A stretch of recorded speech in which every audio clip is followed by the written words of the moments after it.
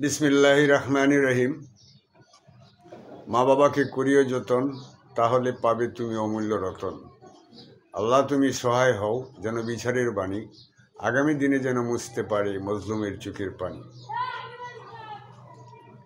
দেশের আইনঙ্গন ও যে যেখান থেকে আমার ভিডিওটা দেখছেন, সবাইকে জানাই আসসালামু আলাইকুম।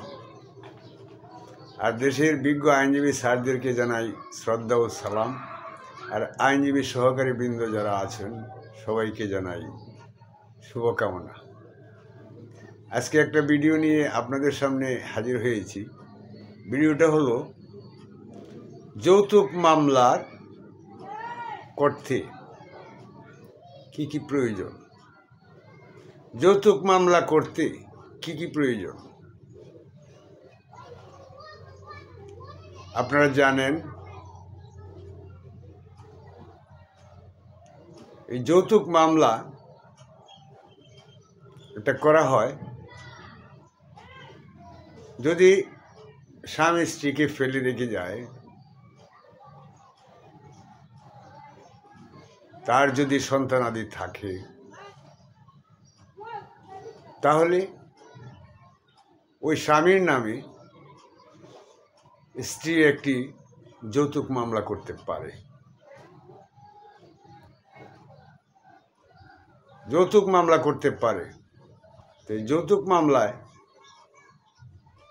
কি কি প্রয়োজন, এই ভিডিওটা কিন্তু নতুন আইনজীবী সহকারী বৃন্দ যারা আছেন, নতুন কার্ডধারী, তাদের জন্য বেশি প্রযোজ্য।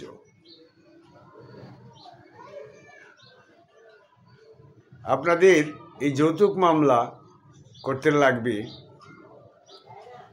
যদি বাদিনী করে তাহলে বাদিনীর আইডি কার্ডের ফটোকপি বা আইডি কার্ড সাথে নিতে পারেন। এরপরে এই যে বিবাহ হইল, সেই যে কাজীর অফিসে বিবাহ হইল, যে কাবিননামা, সেই কাবিননামার একটা ফটোকপি নিতে হবে। এবং যাদেরকে আসামি করা হবে তাদের আইডি কার্ড লাগবে না, তাদের আইডি কার্ডের কোনো প্রয়োজন নাই, এটা তো আপনারা জানেন। আপনার এই বাদিনীর আইডি কার্ড এবং আইডি কার্ডের ফটোকপি নিলে আমাদের বিজ্ঞ আইনজীবী স্যারদের কাছে আসলে সে যৌতুক মামলাটা করে দিতে পারবে।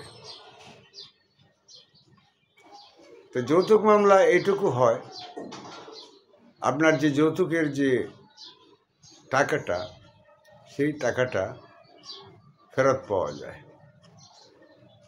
এবং আপোষ মীমাংসার মধ্যে যদি আসে, সেই আসামি যদি আপোষ মীমাংসার মধ্যে আসে, তাহলে আপোষ করে সংসারটাকে টিকিয়ে রাখা যায়।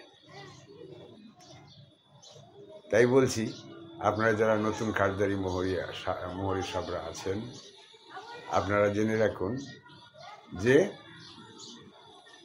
বর্তমানে এই যৌতুক মামলা করতে বাদিনীর কিন্তু আইডি কার্ড সাথে আনতে হবে এবং কাবিননামা কপি আনতে হবে, তাহলে মামলা করা যাবে। আজকে এ পর্যন্তই। আপনারা যে যেখানে আছেন, সবাইকে শুভকামনা। আপনারা সবাই ভালো থাকুন, সুস্থ থাকুন এবং নিরাপদে থাকুন। সবাইকে আসসালামু আলাইকুম।